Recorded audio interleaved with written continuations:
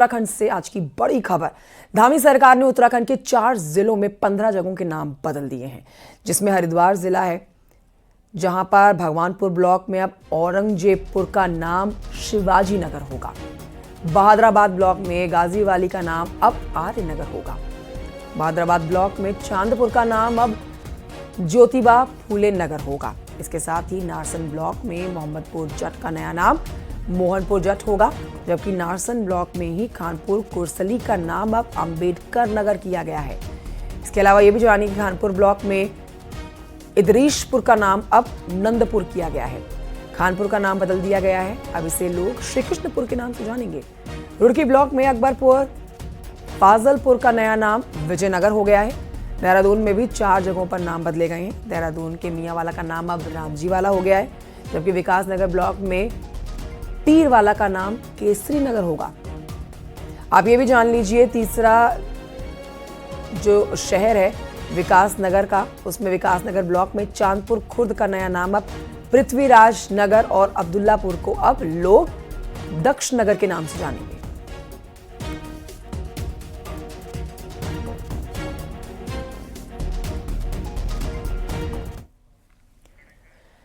इसी बीच आपको बताएं कि उत्तराखंड में 15 जगहों के नाम बदलने पर सीएम धामी जो हैं अब चौतरफा वाहवाही तो बटोर रहे हैं, लेकिन इस पर विपक्ष भी हमलावर है। पूर्व मुख्यमंत्री हरीश रावत ने सोशल मीडिया पर एक पोस्ट किया है। हरीश रावत ने अपने पोस्ट में लिखा है कि मन में एक सवाल उठा है, क्या नाम बदलने से विकास की धारा बदल जाएगी? साथ ही उन्होंने पूछा है कि नाम बदलने से पहले वहां के लोगों से राय ली गई थी क्या? हरीश रावत ने कहा है कि लोग बीजेपी से 8 साल का हिसाब मांग रहे हैं, अब ध्यान भटकाने के लिए ही बीजेपी का ये फैसला है। तो हरीश रावत मुखर होकर अपनी बात रख रहे हैं और सोशल मीडिया प्लेटफॉर्म पर उन्होंने ये सवाल सरकार से किए हैं। इस पर और जानकारी हमारे सहयोगियों से लेंगे। 2 बड़े सवाल कि क्या प्रदेशवासियों से इसके ऊपर राय ली गई या फिर नहीं, और दूसरा सवाल, क्या मुद्दों से भटकाने के लिए 8 साल में जो काम नहीं हुए हैं उत्तराखंड में, उन मुद्दों से भटकाने के लिए ये बड़ा फैसला लिया गया है। हरीश रावत के सवालों के ऊपर अपने सहयोगियों से जरूर चर्चा करेंगे, लेकिन इस वक्त की बड़ी खबर आपको बता रहे हैं कि अब विपक्ष मुखर होकर सामने आ रहा है। ये मुद्दा लगातार जिस पर सरकार काम कर रही थी, अब हकीकत में तब्दील हो चुका है। 14 शहर जिनके नाम बदले गए हैं 4 जिलों के, जिस पर अब हरीश रावत ने सवाल खड़े किए हैं। हमारे साथ हमारे 2 सहयोगी जुड़ेंगे। हमारे साथ देहरादून से सुनील नप्रभात जुड़ेंगे, हमारे साथ हल्द्वानी से भी हमारे सहयोगी शैलेंद्र नेगी जुड़ेंगे, जिनसे ऊपर हम जो इस समय प्रदेश में जो हलचल मची हुई है, या आप कह सकते हैं कि राजनीतिक गहमा गहमी अब इस मुद्दे पर जो चल रही है पूरे प्रदेश पर, उस पर अपडेट लेंगे अपने सहयोगी सुनील नप्रभात से। सुनील नप्रभात, सुबह आपसे ये सवाल पूछा गया था कि विपक्ष नजर नहीं आ रहा है इस बीच, और लीजिए हरीश रावत ने सोशल मीडिया प्लेटफॉर्म एक्स पर 2 बड़े सवाल पूछे हैं, जिस पर आपसे जवाब लेना चाहेंगे। एक तो ये कि सरकार 8 साल की कार्यकाल जिसमें कुछ नहीं किया गया, उससे भटकाने के लिए फैसला ले चुकी है, और दूसरा ये कि क्या प्रदेशवासियों से उनकी राय जानी गई थी इस बदलाव को लेकर? क्या हलचल है उत्तराखंड में इस बड़े बदलाव के बाद? सियासी हलचल पर अपडेट दीजिए, साथ ही वहां के लोग अपनी इसके ऊपर क्या राय दे रहे हैं, विस्तार से जानकारी दें सुनील नप्रभात।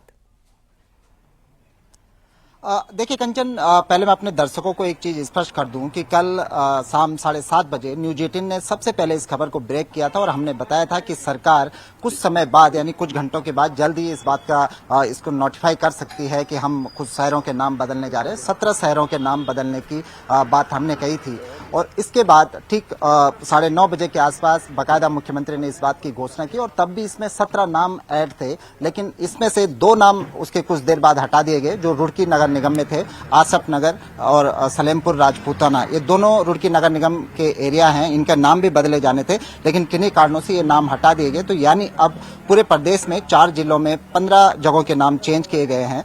मुख्यमंत्री पुष्कर सिंह धामी का कहना है कि स्थानीय सभ्यता और संस्कृति के अनुरूप इन जगहों का नाम रखा गया है। एक कम्युनिटी विशेष के नाम से ये तमाम जगह थी, और एक लंबे समय से मांग भी थी लोगों की, और बीजेपी समय समय पर इस बात को कहती आई थी। कई बार ये मुद्दा भी बना कि इन तमाम जगहों के नाम बदले जाएंगे। एक लंबा प्रोसेस था, लंबे समय से इस पर होमवर्क बीजेपी कर रही थी और कल वो मौका था जब मुख्यमंत्री पुष्कर सिंह धामी ने इस बात की घोषणा की कि इन 15 स्थानों के नाम बदल दिए जाएंगे। देहरादून का जो मियाँ वाला है उसको अब रामजी वाला कर दिया जाएगा, तो औरंगजेब नगर जो रुड़की का था उसका भी अब नाम चेंज करके शिवाजी नगर कर दिया गया है। तो इन तमाम मसलों पर राजनीति शुरू हो गई है। पूर्व सीएम हरीश रावत का कहना है कि सरकार को 8 साल जो है, इन 8 सालों में सरकार ने क्या कामकाज किया वो कुछ नहीं है। इस तमाम मुद्दों से ध्यान भटकाने के लिए सरकार अब ये वाला एजेंडा ले रही है कि हमने नाम बदल दिए हैं। ये आम जनता का ध्यान भटकाने की एक कोशिश है।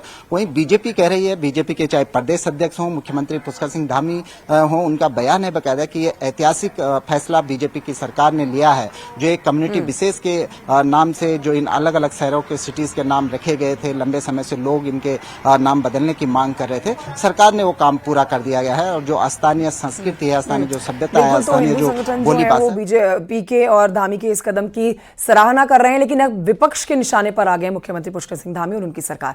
शुक्रिया आपका सुनिंद्र प्रभात जानकारी के लिए। बढ़ रहे हैं आगे, एक और बड़ी खबर आप तक पहुंचा रहे हैं। आज से उत्तराखंड के लिए गेम चेंजर योजनाओं की समीक्षा होने जा रही है। इसके तहत आज से सीएम धामी विभागवार समीक्षा शुरू करने जा रहे हैं।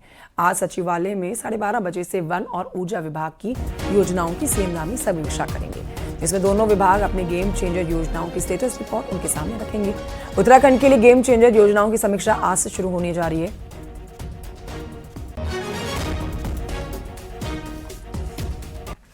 समान नागरिक संहिता यूसीसी के नियमों को हाईकोर्ट में चुनौती दी गई है और आज यूसीसी से जुड़ी हुई 6 से ज्यादा याचिकाओं पर हाईकोर्ट सुनवाई करेगा।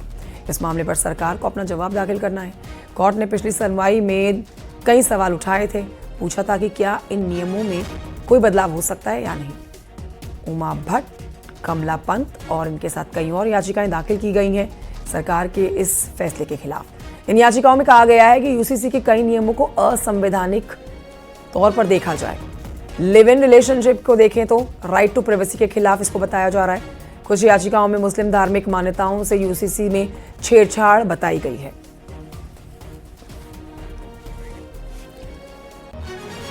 तो हमारे सहयोगी इस पर और जानकारी देंगे, लेकिन आपको बता देते हैं कि 6 से ज्यादा ऐसी याचिकाएं हैं जो यूसीसी के खिलाफ दाखिल की गई हैं और आज हाईकोर्ट में इन याचिकाओं पर सुनवाई होने जा रही है। पक्ष विपक्ष दोनों की तरफ से यहां पर अपने अपने तर्क रखे जाएंगे। हाईकोर्ट भी सरकार से सवाल पूछ सकता है कि क्या यूसीसी में कुछ बदलाव संभव है या फिर नहीं। अब उसी को ध्यान में रखते हुए सुनवाई की जानी है।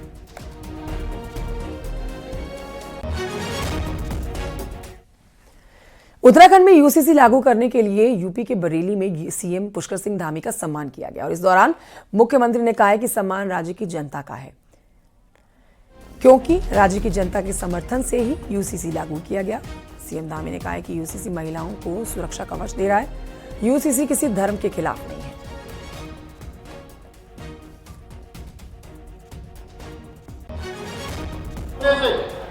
न केवल राज्य के सभी नागरिकों को समान अधिकार प्राप्त हुए हैं, बल्कि प्रदेश में महिला सशक्तिकरण के एक नए युग की भी शुरुआत हुई है। और मैं इसमें कहने में मुझे कोई संकोच नहीं है कि ये देश के अंदर जो हमारी 50% आबादी मातृशक्ति है, 50% आबादी का 100% का कानून कोई कानून है तो समान नागरिक संहिता का कानून है। यूसीसी के माध्यम से उत्तराखंड की मुस्लिम बहन बेटियों को अब बहुत सारी कुरीतियों का सामना नहीं करना पड़ेगा, हलाला का सामना नहीं करना पड़ेगा, इज्जत का सामना नहीं करना पड़ेगा। बहु विवाह, बाल विवाह और 3 तलाक जैसी कुरीतियों से उनको मुक्ति मिली है।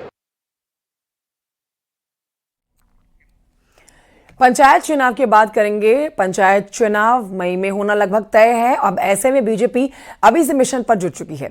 निशाने पर फिर से कांग्रेसी और निर्दलीय हैं, जिन्हें साथ जोड़कर बीजेपी 12 जिलों में विपक्ष का सफाया करना चाहती है। अब ऐसे में विपक्षी क्या करेंगे, ये बड़ा प्रश्न है। रिपोर्ट देखिए।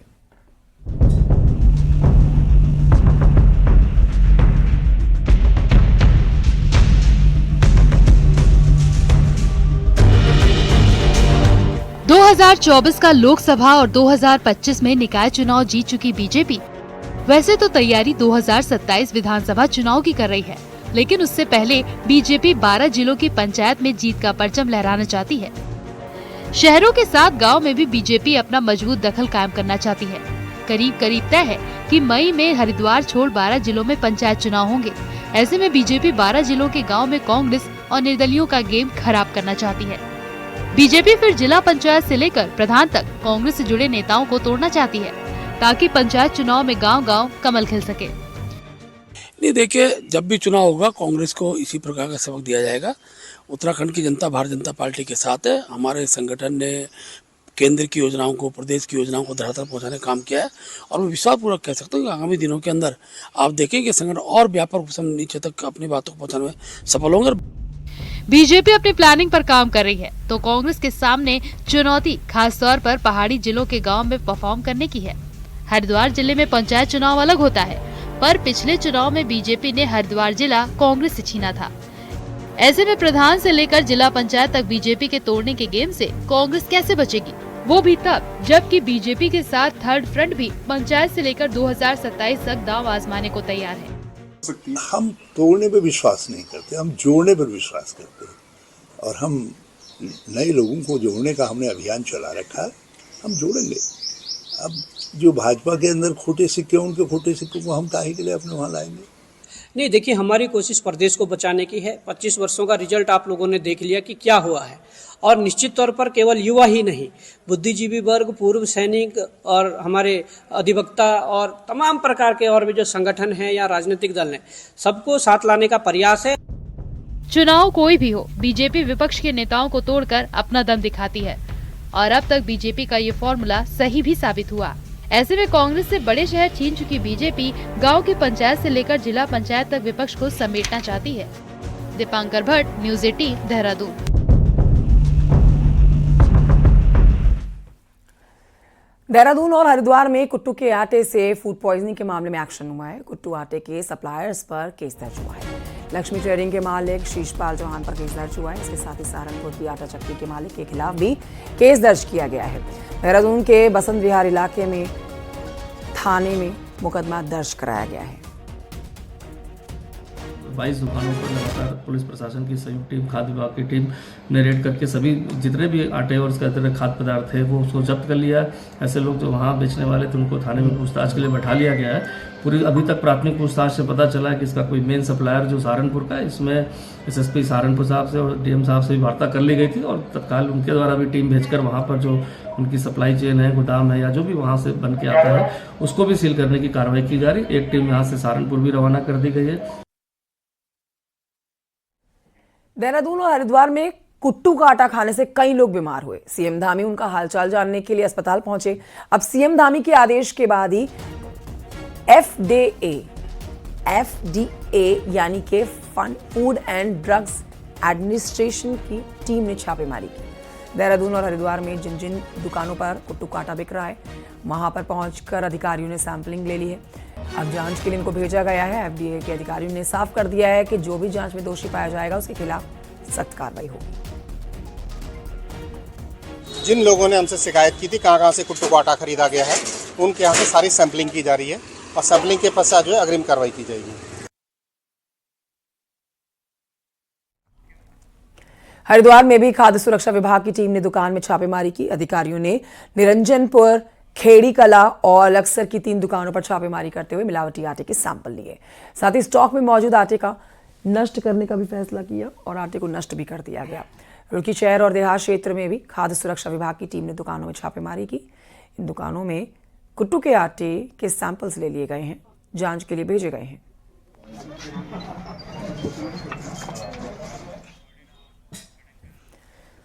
देहरादून की गुलर घाटी में राशन दुकान में मिली गड़बड़ी के बाद खाद्य विभाग सवालों के घेरे में था। सीएम धामी ने पूरे मामले पर संज्ञान लिया। अब जल्द प्रदेश भर में खाद्य गोदामों पर एक्शन होगा। रिपोर्ट देखिए।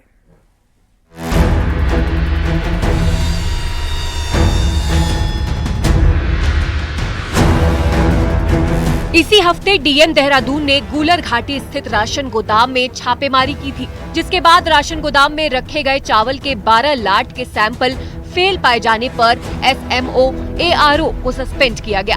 मामला सामने आने के बाद से खाद्य विभाग के ऊपर से लेकर नीचे तक के अधिकारियों में हड़कंप मच गया। सूत्रों की माने तो जो राशन गूलर घाटी गोदाम में खराब क्वालिटी का पाया गया था, चावल के उसी लाट की सप्लाई खाद्य विभाग के डोईवाला और ट्रांसपोर्ट नगर स्थित गोदाम में भी हुई है। गूलर घाटी में एक्शन के बाद अब इन दोनों सेंटर में भी हड़कंप मचा हुआ है। डीएम देहरादून का कहना है कि उन सभी जगह की कार्रवाई की जाएगी जहां से इस तरह की शिकायत मिल रही है। हमारे जितने भी गोडाउन्स हैं वहाँ पे हमारे कंसर्न्ड एसडीएम्स या हमारे एडीएम्स या हम मल्टीडिसिप्लिनरी टीम्स भी कॉन्स्टिट्यूट कर सकते हैं और इंटेंडेड ऑब्जेक्टिव्स हमारे फॉलो हो पा रहे हैं कि नहीं, यही मॉनिटरिंग एवेल्यूएशन करना एडमिनिस्ट्रेशन का दायित्व है। और ये एनफोर्समेंट एक्टिविटीज लगातार हर सेक्टर में जारी रही। वहीं सरकारी राशन में इतने बड़े पैमाने पर गड़बड़ी पाए जाने से विपक्ष भी हमलावर है। कांग्रेस का कहना है कि इतनी बड़ी लापरवाही सामने आने के बाद भी खाद्य मंत्री क्यों चुप हैं? मंत्री हैं या बड़े अधिकारी हैं वो आसानी से इन बातों से छूट जाते हैं, निकल जाते हैं। तो बिल्कुल, और ये जो अनाज जनता के लिए, गरीबों के लिए रखा हुआ था, इस बात को भी 2 से 3 दिन हो चुके हैं, लेकिन मंत्री महोदया का कोई बयान इस विषय पर नहीं आना ये दर्शा रहा है कि कहीं ना कहीं जो है उनकी सहमति इस तरीके के जो कुकृत्य होते हैं उसमें है। वैसे मंगलौर, रुड़की, भगवानपुर राशन सेंटर से भी इसी तरह की शिकायत शासन को मिली है। मुख्यमंत्री ने खाद्य विभाग में चल रहे इस गड़बड़ झाले को गंभीरता से लिया है और आने वाले दिनों में प्रदेश भर में एक्शन देखने को मिल सकता है। न्यूज़ 18 के लिए देहरादून से भारती सकलानी पुनियाल की रिपोर्ट। रुड़की से खबर, जहां पर सिविल लाइन इलाके में पुलिस ने अश्लील इशारे और देह व्यापार के आरोप में 6 महिलाओं को गिरफ्तार किया। आपको बता देते हैं कि रुड़की बस अड्डे और आसपास के क्षेत्र में पिछले कई दिनों से पुलिस को आरोपी महिलाओं की शिकायत मिल रही थी। पुलिस फिलहाल मामले की जांच कर रही है। इनको गिरफ्तार कर लिया गया है। इनके नेटवर्क को अब खंगाला जा रहा है।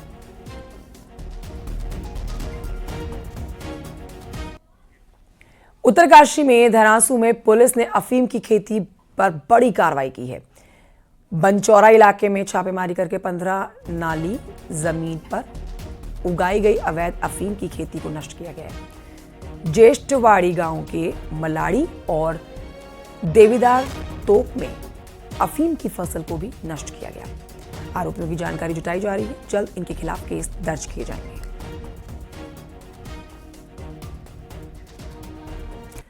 चमोली के नारायण बगड़ में सड़क हादसा हो गया है, जहां पर खाई में गाड़ी गिर गई है। तस्वीरें भी आपको दिखा रहे हैं हादसे के दौरान की। 5 लोग घायल हुए हैं, अस्पताल में भर्ती कराए गए हैं। नारायण बगड़ सेंज गांव के पास ये हादसा हुआ। पुलिस मौके पर पहुंची, घायलों को अस्पताल में भर्ती कराया गया।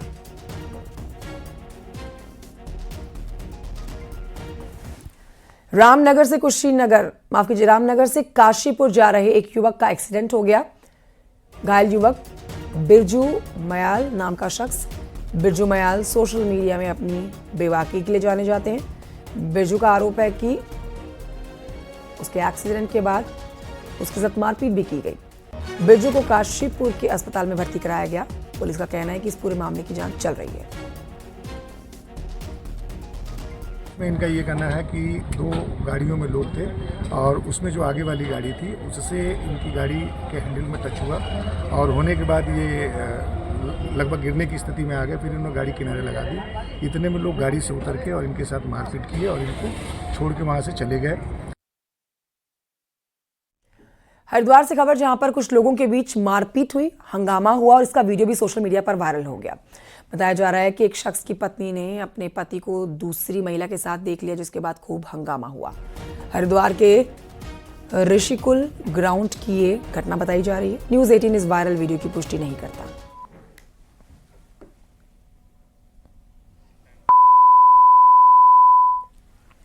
चारधाम यात्रा की बात करते हैं। इसको लेकर तैयारियां जोरों से चल रही है। सीएम धामी के आदेश के बाद चारधाम यात्रा को ग्रीन यात्रा के रूप में करने की पूरी तैयारी है। ऐसे में सभी धामों में प्लास्टिक को पूरी तरह से बंद करने पर प्लान जो बनाया गया है उस पर काम किया जा रहा है। बद्रीनाथ धाम में मिलने वाला प्रसाद जूट के थैलों में अब यात्रियों को देने की तैयारी की जा रही है। मंदिर समिति इसको लेकर तैयारी कर रहा है।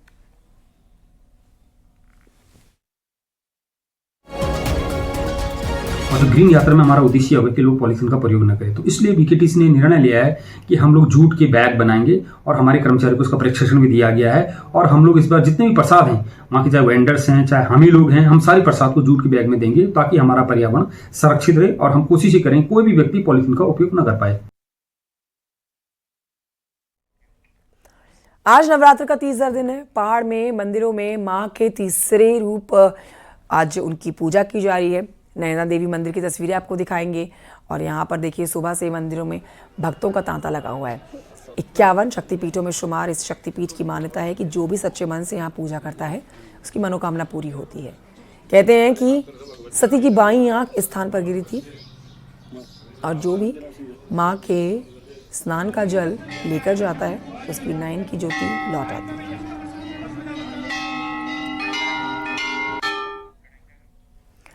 गंगा की स्वच्छता पर मोदी सरकार काम कर रही है। देवभूमि में गंगा यमुना पूजन पर अब धामी सरकार आगे बढ़ रही है। ऋषिकेश हरिद्वार के बाद अब रुड़की में रोजाना गंगा आरती होगी। तो क्या बीजेपी गंगा में धर्म के साथ सियासत को भी आगे बढ़ाने पर विचार कर रही है? रिपोर्ट देखिए।